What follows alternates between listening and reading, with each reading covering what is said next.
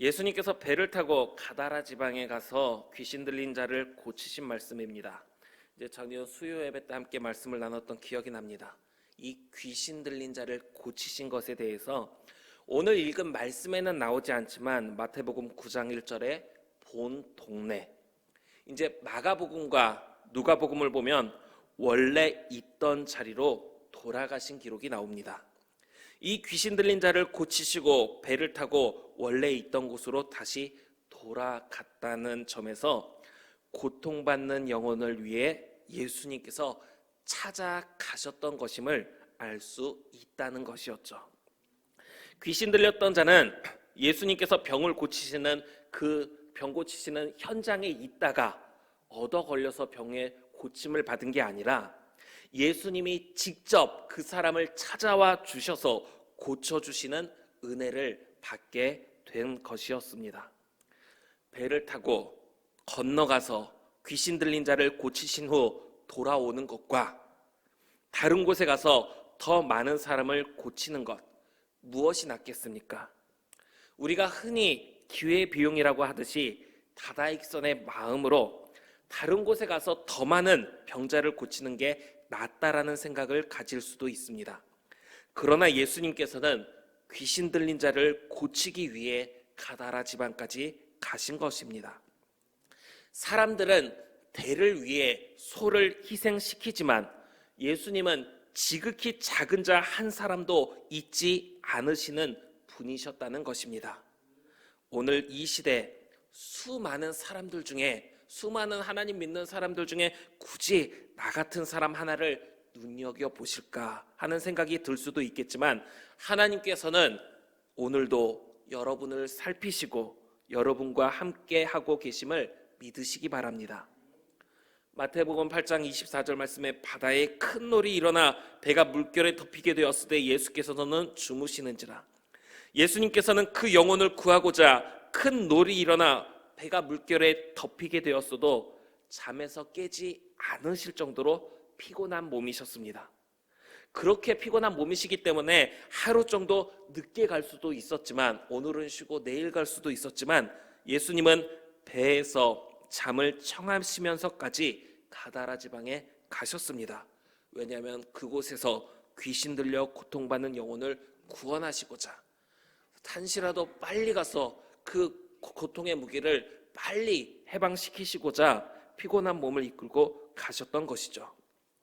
혹시 여러 가지 문제거리들로 인해 어려움을 겪고 계십니까? 하나님께서 나를 살피시고 계심을 기억하시기 바랍니다.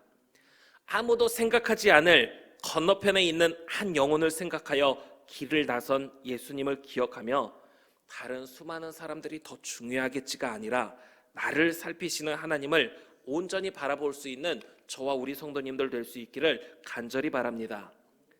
이 과정 속에 예수님께서 바람과 바다를 잠잠케 하셨습니다. 이것을 순차대로 살펴보면 배에 오르심에 제자들이 따랐더니 날이 저물었습니다. 그런데 예수님께서 배에 오르십니다.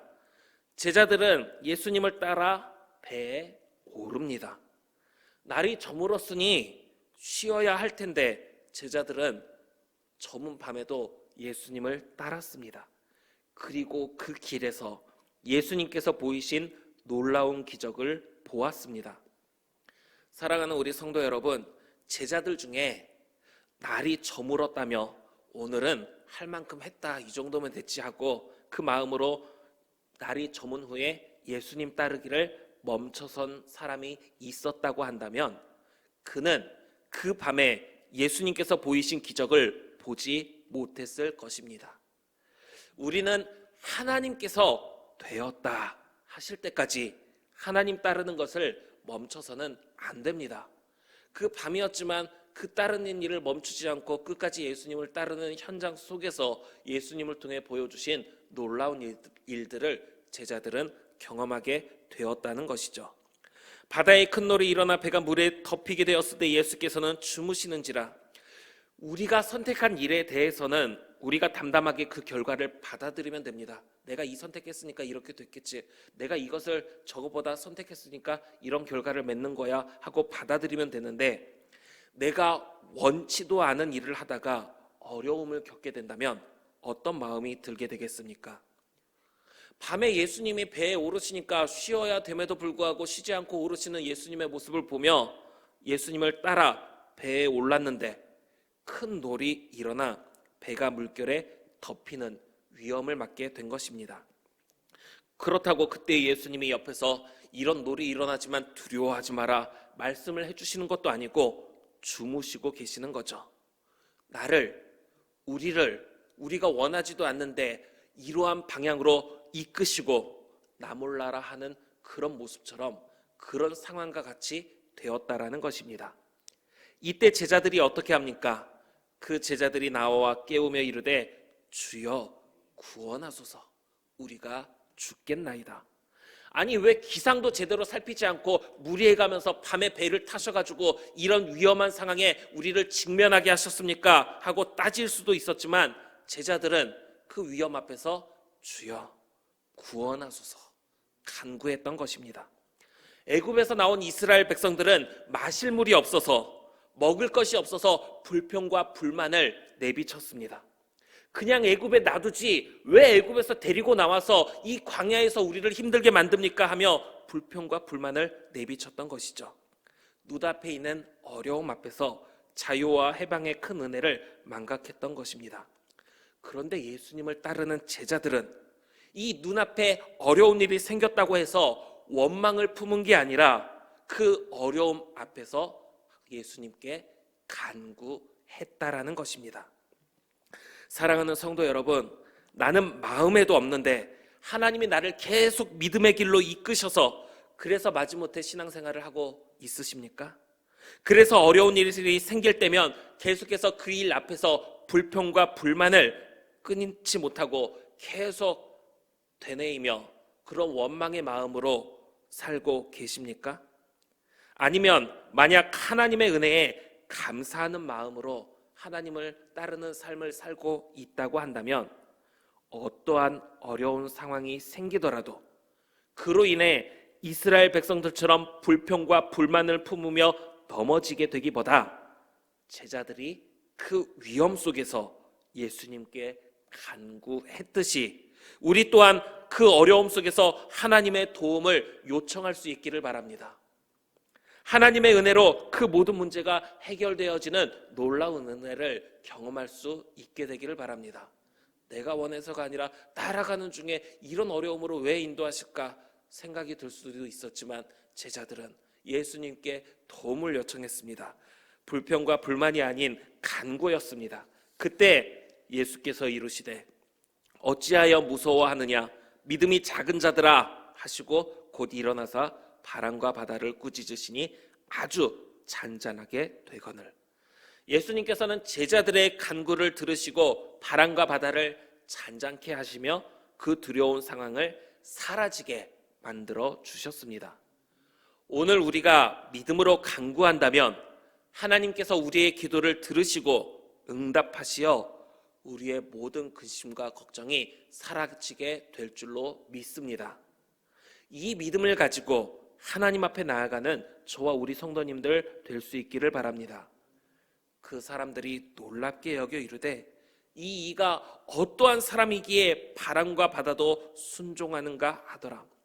예수님을 통해 일어난 일을 보고 놀랍게 여기며 서로 말하는 이것을 본다면 제자들이 두려운 마음에 구원해달라고 간구하기는 했지만 온전히 믿지는 못했던 것 같습니다. 그러니 말로는 주와 함께 죽으러 가자, 주와 함께 죽을지언정 주님을 떠나지 않겠습니다 고백은 했지만 막상 예수님께서 잡히실 때 다 도망간 것이었겠죠. 사랑하는 우리 광주 계림교회 성도 여러분, 어려운 상황 앞에서 불평과 불만이 아니라 예수님께 간구하며 기적을 경험했던 제자들처럼 우리 앞에 놓인 모든 문제에 대해 원망의 마음보다 하나님의 도움을 간구하여 그 모든 문제가 해결되어지는 놀라운 일들 경험할 수 있게 되기를 바랍니다.